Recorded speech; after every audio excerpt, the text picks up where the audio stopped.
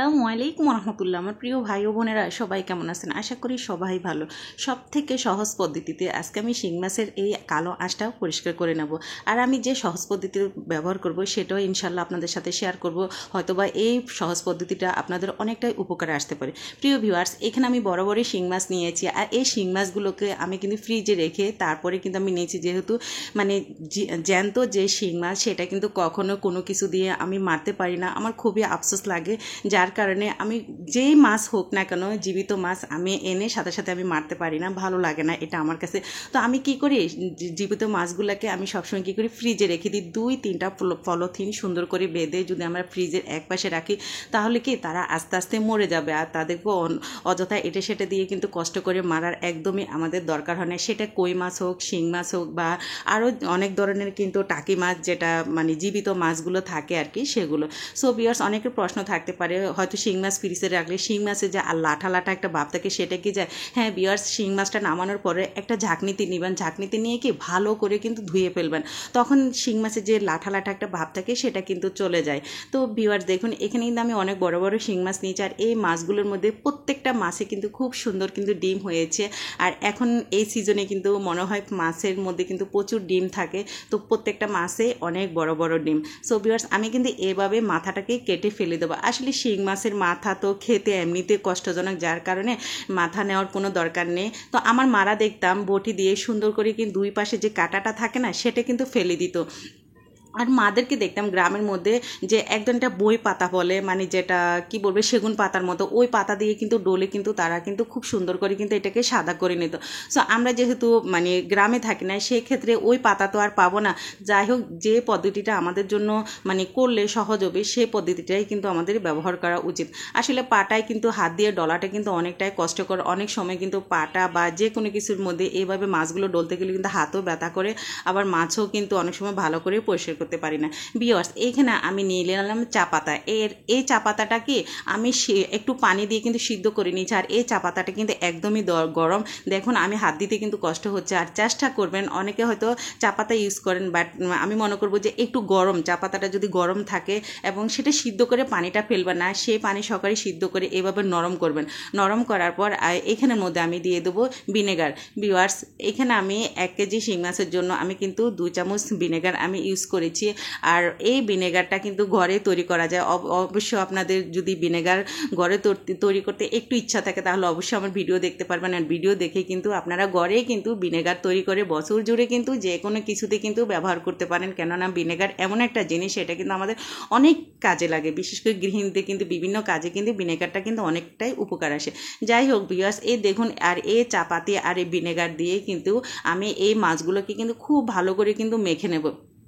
আর দেখুন ভিউয়ার্স, শিং মাছ কিন্তু অল্প সময়ে পরিষ্কার হয় না, যেটা কথা আমি মনে করি সময় ধরে কিন্তু শিং মাছটা পরিষ্কার করতে হয়। সো ভিউয়ার্স দেখুন, এখানে কিন্তু আমি এই চাপাতিটা মিনিমাম 10 থেকে 15 মিনিট কিন্তু আমি এভাবে মাখিয়ে রেখেছি। আর মাখিয়ে রাখার পর আপনারা দেখুন, মাশাল্লাহ, এটা কিন্তু অনেকটাই কিন্তু মানে উঠে যাচ্ছে। তো এটা কিন্তু আরও উঠে যাবে। মিনিমাম এটাকে কিন্তু 15 থেকে 20 মিনিট আমি মনে করবো একটু কষ্ট করে যদি আপনারা রেখে দেন, তো শিং মাছ থেকে অবশ্যই কিন্তু এই আঁশটা উঠে যাবে।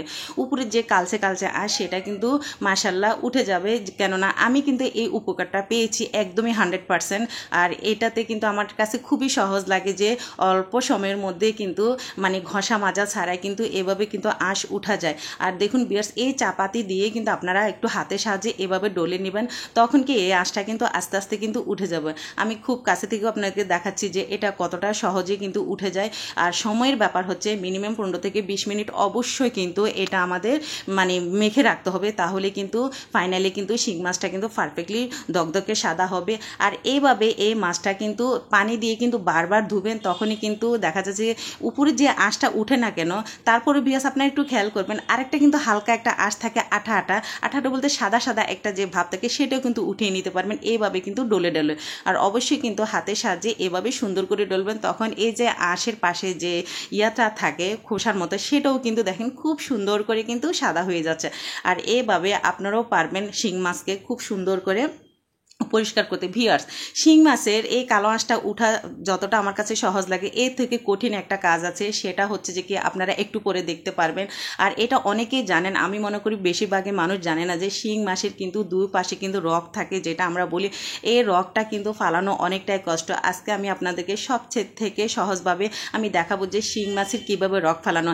আমার কাছে শিং মাছের আঁশ উঠাটা কিন্তু একদমই কঠিন লাগে না, খুবই সহজ লাগে। বাট শিং মাছের রগ ফালানো এটা কিন্তু আমার কাছে অনেকটাই কঠিন লাগে, যার কারণে আমার শিং মাছ মানে খেতে খুবই কষ্ট লাগে। যে মানে এই তো পদ্ধতি ব্যবহার করে কিন্তু আঁশটা উঠানো যায়, বাট যে পদ্ধতি আমি একটু পরে দেখাবো সেটা কিন্তু কোনো বা আমি মনে করবো যে আমরা যে পদ্ধতিগুলো ব্যবহার করি একদমই না, এটা হাতের সাহায্যে তুলতে হবে, কোনো কিছু করার না। সো ভিউয়ার্স দেখুন, এখানে কিন্তু শিং মাছ, এই শিং মাছের দুই পাশে কিন্তু দুটা রগ থাকে। আর এটা কিন্তু অবশ্য অনেকে হয়তো ফেলেন না, জানেন না, না জানার কারণে। বাট এটা কিন্তু যখন খেতে যাই তখন আমরা শিং মাছটা যখন এইভাবে ভাগ করি তখন কিন্তু এই রগটা কিন্তু দেখা যায়, তখন একটা বৃষ্টি ভাব লাগে, অস্বস্তি। আর এটা কিন্তু আমি একদমই আমার মায়ের কাছ থেকে শেখা। আমি আগে জানতাম না যে শিং মাছে মানে এরকম রগ থাকে, যেহেতু কখনো কাটিনি। আর এখন তো আমি নিজে একজন গৃহিণী, আমিও মা হয়েছি, সো আমার তো এগুলো শিখতে হবে। সো ভিউয়ার্স, আমি আপনাদের দেখাচ্ছি ছুরির সাহায্যে। এটা কিন্তু খুব সুন্দর করে কিন্তু এই রগটা আপনারা তুলে নেবেন। আর অবশ্যই কিন্তু এই রগটা কিন্তু এইভাবে ছুরি দিয়ে কাটলে কি খুব সুন্দরভাবে আসে। আর বটি দিয়ে কিন্তু কষ্ট হয়, আমি বটি দিয়ে ট্রাই করেছি, বাট আমার কাছে ভালো লাগেনি, আমার কাছে কিন্তু ছুরিটাই ভালো লেগেছে। আর ভিউয়ার্স, একটা কথা বলি, এখানে আপনারা হয়তো অনেকের প্রশ্ন থাকতে পারে যে মাছ এভাবে কেটে ফেললে মাছ রান্না করতে গেলে মানে ভেঙে যাবে। একদমই না, আপনারা তো জানেন যে জীবিত মাছ, শিং মাছ, টাকি মাছ, কই মাছ, এগুলো কিন্তু কখনোই ভাঙে না। চুলায় দিলে এসব মাছ কিন্তু আরও শক্ত হয়ে যায়। এটা কিন্তু বেশরকম আমরা যারা গৃহিণী আমরা কিন্তু প্রত্যেকে জানি। তো ভিউয়ার্স, আমি আপনাদেরকে কিন্তু খুব কাছে থেকে দেখাচ্ছি যে এই যে একটা পাশ, এই পাশ থেকে কিন্তু আমি এইভাবে কিন্তু একটা টুথপিকের সাহায্যে এখানে কিন্তু রগটা আমি নিয়ে ফেলবো। আমি সব সময় বাসায় যখন মাছ নিয়ে আসে তখন আমি এইভাবে কিন্তু মাছ পরিষ্কার করে তারপর কিন্তু প্রত্যেকটা মাছের কিন্তু আমি রগগুলো ফেলে দিই। আর এই রগটা কিন্তু ছোট মাছ থেকে ফেলতে কিন্তু খুবই কষ্টকর, সেজন্য কিন্তু আমি শিং মাছ ছোটটা খুবই কম খাই, চেষ্টা করি যে বড়টা নিয়ে আসতে। আর বড়টা থেকে কিন্তু এই রগটা ফেলানো কিন্তু খুবই সহজ, কেননা এই রগটা যখন দেখা যায় তখন আর রিয়েলি এটা কিন্তু একদমই ভালো লাগে না, খুবই কিন্তু অস্বস্তিকর একটা ব্যাপার। সো ভিউয়ার্স, আপনারা কিন্তু এরকম ছুরিটা যদি ধারালো হয় তাহলে কিন্তু খুবই ভালো হয়। আমার কিন্তু ছুরি দিয়ে কোনো কিছু কাটার তেমন একটা অভ্যাস নেই, যার কারণে আমার একটু কষ্ট হয়। বাট যাদের অভ্যাস আছে আমি মনে করবো যে তারা খুব সুন্দর করে সহজভাবে কিন্তু এই রগটাকে কিন্তু ফেলে দিতে পারেন। সো ভিউয়ার্স, শিং মাছ কাটা এবং শিং মাছ পরিষ্কার করা এবং শিং মাছের ভিতর যে রগটা থাকা সেটাও আমি চেষ্টা করেছি আপনাদেরকে আমার আজকের ভিডিওতে সেটা দেখাতে। এখনও পর্যন্ত যারা যারা আমার ভিডিওটা কন্টিনিউ করতেছেন তাদের জন্য রইল অনেক অনেক ভালোবাসা। এবং যারা আজকে আমার চ্যানেলে নতুন, প্রিয় ভিউয়ার্স, অবশ্যই চ্যানেলটিকে সাবস্ক্রাইব করে আমার পাশে থাকবেন। এবং ভিডিওটি যদি আপনাদের ভালো লাগে, আপনাদের কাছে গুরুত্বপূর্ণ মনে হয়, তাহলে অবশ্যই ভিডিওটি শেয়ার করে দিবেন। আপনাদের একটা শেয়ার আমার অসংখ্য আপু এবং ভাইদের কাছে কিন্তু আমার এই ছোট্ট ভিডিওটা পৌঁছে যাবে এবং তাদের কাছেও কিন্তু ভালো লাগবে। কেননা অনেকেই কিন্তু শিং মাছ ডলা এবং শিং মাছের যে রগ থাকে সেটার কারণে কিন্তু শিং মাছ খেতে পারে না। সো আমার থেকে দেখে হয়তো বা তাদেরও উপকার হতে পারে, তাই অবশ্যই কিন্তু এই ভিডিওটা শেয়ার করে দেবেন। সো ভিউয়ার্স দেখুন, এভাবে কিন্তু আমি আরও একটা শিং মাছ কিন্তু আপনাদের দেখিয়ে দিচ্ছি যে আমি কিভাবে এখান থেকে কিন্তু রগটা ফেলে দিচ্ছি। আর অবশ্যই এইভাবে যদি আপনারা কাটেন তাহলে কিন্তু একদমই কোনো সমস্যা হবে না। আর দেখুন, এখন কিন্তু আমি এই মাছটাকে আরও সুন্দরভাবে কাটলাম, কেননা আস্তে আস্তে কাটতে কাটতে কিন্তু অনেকটা কিন্তু অভ্যাস হয়ে যায়, তখন এই রগগুলো তুলে দিতে কিন্তু মানে খুবই উপকার হয়। তো আপনারাও চেষ্টা করবেন এইভাবে শিং মাছ পরিষ্কার করতে। অল্প সময়ের মধ্যে কিন্তু শিং মাছ পরিষ্কার করে নিলাম এবং সেটা রগও ফেলে দিলাম। ভিউয়ার্স, কথা বলতে বলতে যেহেতু শিং মাছটা রান্না করবো, সেক্ষেত্রে কিন্তু আমি শিং মাছটাকে ধুয়ে দেখুন কতটা সাদা ধকধকা হয়েছে এবং কতটা এটা মানে পরিষ্কার এবং সুন্দর একটা পিস করে আমি নিলাম। আর এভাবে কিন্তু আমি রান্না করে নেব। ভিউয়ার্স, আজকের মতো আমি এখানেই বিদায় নিচ্ছি। সবাই ভালো থাকবেন, সুস্থ থাকবেন। পরবর্তীতে আবার নতুন কোনো ভিডিও নিয়ে আপনাদের মাঝে হাজির হয়ে যাব। প্রিয় ভিউয়ার্স, আল্লাহ হাফেজ। আজকের মতো এখানেই